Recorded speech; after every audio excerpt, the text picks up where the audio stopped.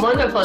Thank you very much. Thank you very much, Aspa Radio, Evana Sakikid, and Mustak TV for having me here. Good evening, good morning, good afternoon, everybody. And I'm just so delighted to be back. My name is Zsuzsanna Hörcsög. I'm a medium, and I'm coming and talking to you straight from the UK, from the Midlands. And this is our show, Zsuzsanna Medium. And you can find me here on Tuesdays at 3:30 p.m. EST and 8:30 p.m. GMT. Otherwise, on my social pages, social media pages, and my website, which is very easy to remember, zsuzannamedium.com. And Zsuzsanna is always 9 letters, ZSUZSANNA. And I'm so delighted to be back. And I need to tell you that before we bring our guest in, that I have had a different guest, somebody whom we beautifully set up the conversation, but sadly she cannot be here. So I'm really hoping that she will be here another time, sometime in July or August. But I need to tell you, I'm so grateful, first of all, to Angela Barker. So Angela, if you are listening, Angela Barker from Phoenix Flames. If you remember her, she was here at the end of May, I think, beginning of June for 2 shows. So she very, very kindly opened the door to another guest and let us bring in Moira Hodgkinson for today's conversation. Hello, and thank you so much for having me, Zsuzsanna. It's just lovely to be here, and I'm absolutely delighted to be sharing with you some great conversation today, and hopefully we'll really be able to give your listeners something that they're interested in. Absolutely beautiful. So thank you very much for being here. And I know that you have had a really busy day because you had your books, like a book signing event, and you were doing other things. So I know that yes, you are an author, and then you are a witch, and you are into all the pagan things. And your books cover quite a lot of different topics. But you said before we start talking about your books, how did you get into all the witchery pagan things?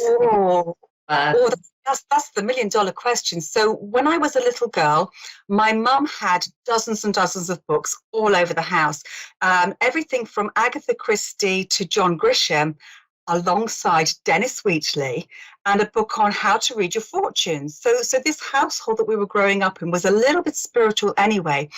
And my sister and I would go out into the garden, and you know how you get daisies, you say, he loves me not, when you're plucking daisies. Well, this kind of gentle magic was always part of my life. And as I was a bit older, there was a boy I liked at school, and he was going out with my friend. And that was not fair. And I thought, what can I do to make him ask me out? So not knowing really what I was doing, I got some herbs and some spices, a glass of water that I pretended was wine. I shook them all together and said, that's it, he's going to ask me out. And the next day he did do, which was my first experience of magic. So this was really quite stunning. Now, I must explain that he did dump me for another friend the following day, but that's okay because that is what happens when you're 12 or 13 years old. That's fine. But it made me think, what is this that I have done? What can I do to progress it, to bring more of that into my life? Because it felt really powerful as a young girl, just starting out on this witchy path. So I began to explore witchcraft and nature and just got really involved in it. So that's kind of the background in a very brief little description there. So it sounds like that something like a little thing, and then you thought you are just going to try it, and then there's a meaning to it, and it really made sense to you, like a real sense of a big world. And then from there you started looking into different things. So I know one of your books, if you jump a little bit ahead, one of your books is about the everyday life of a witch. So how did we get there then? Oh, gosh. So my writing began when I was very young. I've always enjoyed stories and writing, but writing about witchcraft is something that's really important to me, because when I was younger and I was looking for witchcraft mentors or guidance, there was very little around, and I had to really struggle to find my way on this path. It was hard work being a witch on your own 30, 40 years ago. And so one of the things that I really wanted to do is to give people examples from real life of what they can do in their own lives to create a witchy environments in their everyday life. And living witchcraft, I've got it here for you to share, probably better on outside.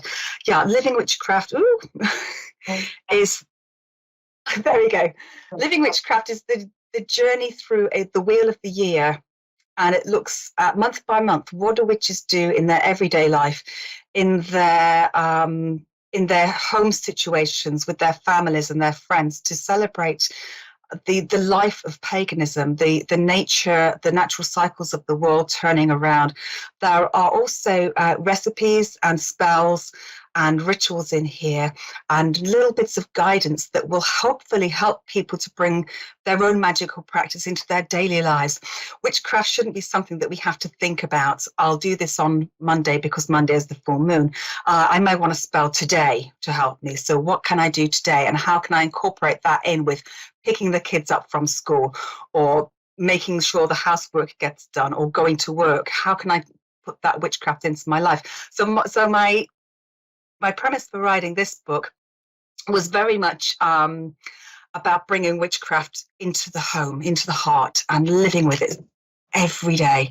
It's not something that we do, it's something that we are. So that's my inspiration behind writing Living Witchcraft, very much a case of making something that you feel. Yes. You know, I really like the way how you were saying that there is this flexibility, because I have not read many books on witchcraft. I've got a little interest, but my feeling was that when I picked up a book which said, you know, certain days I have to do certain things, I was reading it, and yes, it's interesting, but what if I want to do, or if I feel like doing something else? And then this is actually what I hear in your conversation, that there is, yes, I mean, my understanding is I don't know much about witchcraft or witchery things, but then there are certain things which have been followed throughout the centuries, and it is important for us to know, because it's somehow in our consciousness, you know, in our psyche. But then we have that flexibility.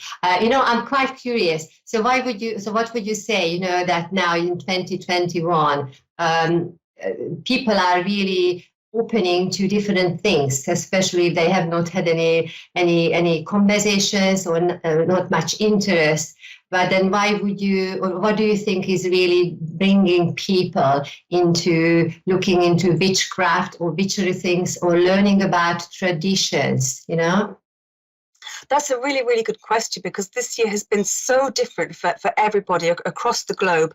And it's the first time that we've seen people staying really close to their localities, to their homes. And I live close to Sherwood Forest, which is, for those of you who don't know, is Robin Hood country in Nottinghamshire in England.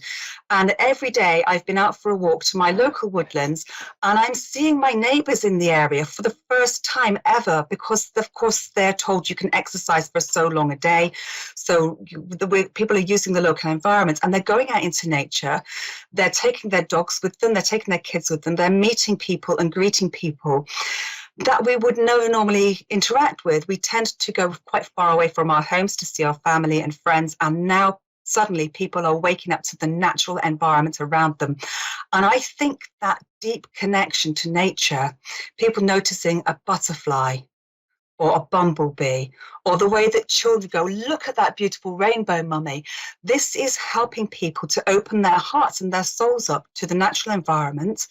And once we start to embrace that, it starts to expand our consciousness and our subconsciousness.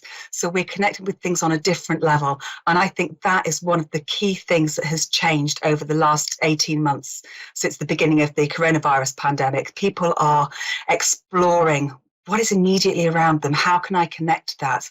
They're taking picnics out into the park instead of just having a quick walk around for ice creams. They're spending more time there, and a lot of more gardening and natural environments. It's just been beautiful to see the changes. Yes, and it's you know what I hear also in your conversation, that actually people are together and families are together. So those values or those energies which might not have been really alive or experienced, or really being aware that actually that is what it means to be alive amongst our loved ones or community, you know. I think that is a good point. So if you go back to the witchery and community, because this is what, if I approach it from my angle, when I say that spirit has been saying, or consciousness is talking about communities and people coming together, and that is actually the time that we step into, forgetting about ourselves and then being part of nature and part of the community of nature and community of our fellow people. So if you approach this conversation from your angle, what would you say, or what aspect of witchery or witchcraft or pagan life where the community, sense of community is quite important to know about, Yeah, so a lot of pagans at the moment have found it very, very difficult over the last year to reconnect with each other because we're quite far apart often. So the internet has been a big help in getting people together from aspects of paganism. The pagan community is huge, and there are lots of people who wouldn't normally connect. So the internet has really brought us together this year through things like Zoom and meetings. But the pagan community on a whole has been really helpful to a lot of local communities as well, offering to run food, get shopping for people, or to run transports, to do hospital runs for people. So the pagan community and the witchcraft community is getting involved in what's happening in the wider community, and also coming to support those pagans and witches who can't get out themselves, who are isolated at home, and bringing a sense of spirituality to each other. That has been absolutely vital this year. So I do see the pagan community has been really coming together quite strongly over the last year and banding together. It's been really magical. There's so much going on in the natural world as well, with things like litter campaigns and volunteering in local parks and gardens that have become a bit disheveled with them suddenly being used a lot more. There's obviously a lot more litter, so people have been tidying up, that sort of thing. So pagans really do offer things to the wider community as well as to their own community. I think that answers your question. Yes. I tell you what I'm hearing is really the community, yes, how they are themselves, pagans, and how they are, just being in service, just being part of it. So it's not that I'm pagan and you are not, but it's more of on the human level, and then whichever way we approach it, that is really the time to be there for each other. While I'm listening to you, Moira, I'm aware that quite a lot of our audience, whether you are watching us or listening to us, there might not have or might have a different version or idea in their cultures, in their countries about pagans. So what do we need to know about pagans? Because both of us are from the UK, but then what about other people? So what would you say in a nutshell about pagans to the larger audience, please? Wow, it's a big question, and we get asked this a lot. And one of the best ways to describe it is that paganism is a term which describes followers of a nature religion. And that can be a cyclical religion. So we follow the cycles of the sun, the cycles of the moon, and the cycles of the natural year, from winter through to summer and then back to winter. We have a god and a goddess. And the goddess can be seen as the Earth Mother. She has 3 phases of youth, maturity, and older age. And the horned god is the god of the forest and the Lord who watches over all living things. And together they give us a sense of belonging to something that is larger than ourselves. And that, I think, is one of the core things that all pagans have, is this sense of there is something bigger than us. It's too big to fit into my little head. So I call it God and Goddess, because I can understand that. And my brain says, yes, I can understand what a god and goddess is. And they are like my spiritual guides. And I can connect to them. Pagans connect to the god and goddess through rituals at the seasonal changes and at the times of the full moon, or at the changing of the sun. So the solstices are quite important to us, as well as, of course, things like Halloween, or we call it Samhain. So paganism is this wonderful celebration of nature and change, and also of life. Beautiful, beautiful. Just really being nature, being part of nature, or knowing myself as nature. Not just like my nature. It's like it's quite interesting because I'm trying to find a word, but then it's not because I don't know the word, but then there's a sense I feel, what I'm hearing in your conversation, that being, and then it's not that it is a second sense or a second nature to pagans, knowing nature out there, but then that is their nature. So that is it. That is, I am nature. I'm part of nature. So I just had a thought here, because I know that you wrote many books, and then I know that you are talking about the traditions and then the history of paganism. So is it this book you just mentioned, or it is another one? Because I know that there are different books. Yeah. So this one is The Witch's Journey. I'll just bring that a little closer to the screen if I can work out where I am. There we go. The Witch's Journey is a guide to the cycles and seasons of witchcraft, and it goes through healing, divination. There's information in here about the god and the goddess and how to celebrate rituals and how to carry out certain spells. We do, as witches, use spells. They're always positive. They are designed to help and to encourage people to bring confidence or healing.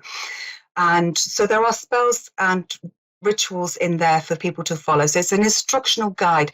And then Living Witchcraft is more of a gentle introduction to how we really live our lives every day. So I've got the two options there, the more kind of instructive guide and the one that embraces all of life. But I've just coming back very briefly to what you said earlier. I very much feel that the core of my paganism is being part of nature, not separate from it. That was a really lovely thing that you said. That's definitely it. Yeah. Yes. I think that these points, whichever way we approach the whole reality, whether we call it this or that, is the main themes are the same, because that is the energy, that is the frequency, what we are feeling or what we live, And then if we are choosing to really step into it, then it really opens up a different reality. And then I would imagine, how it is helping a lot of people to see life in a brighter way, getting the healing, for instance. Now, I know, I'm just wondering, what about children, younger people? Oh, children absolutely love magic. First of all, you can do really, really impressive things. If you've got a candle that's lit, and if you chuck enough air at it, the candle will go out and it looks like it's magic. So things like that can be a really, really nice way of getting kids to realize that what I do has an actual effect in the world. And getting kids to do really gentle magic. So we're not encouraging them to go and set up circles, but kids are really intuitive. You'll know yourself from your spiritual work that children just know things, and they are very, very good at figuring out what somebody needs. I love to give children crystals to play with because they are just intuitively healing, and they seem to know what to do with it. I think there is a point where children take over their own learning, and they reach a certain age and a certain understanding where they think, actually, I've surpassed what mum is telling me now. I'm going to go my own way. So we should be encouraging children to follow their own hearts with guidance from their parents. But I would certainly think that I'm a mum too. My daughter's 20 now, but I did bring her up as pagan, and she would come with me to rituals and she'd say, "Hello, Earth Mother, can you please give us lots of nice flowers today?" And then when she was a bit older, she was able to walk around the circle with a candle to bless everybody. So there are loads and loads of ways in which pagan families can involve their children if the children want to. I do think it should be with the children's that it should be their decision to become involved in it. And if they have no interest in it at all, that's absolutely fine. My daughter's really come away from the whole witchcraft thing now. She thinks her mum's a bit weird, which is fine because I don't mind that. But yeah, children are very much a part of the pagan community. We are very family oriented, and I love being around young children. They give so much to us, and they're inspirational. their sense of enjoyment of the world when they see a little flower and pick it up and say, here, I got you a little flower. It's just so joyful. And that is the core of what makes paganism such a great faith for me.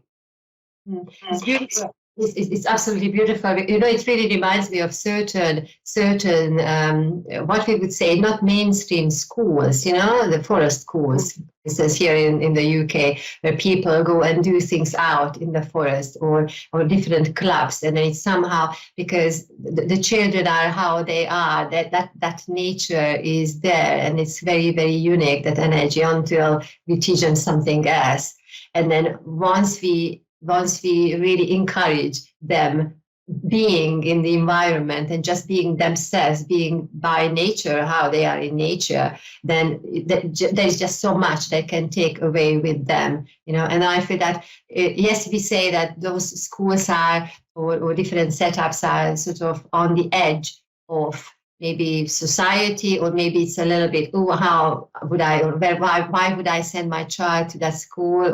But I think it's really, really opening, you know, the whole conversation is gradually opening up a different type of being, and you know, the children who are coming to earth now, they will find a way, even if the parents, the older generation, have different ideas about being or living, but then they find a way. So it's so very important. Now, have you ever written anything for children or about children?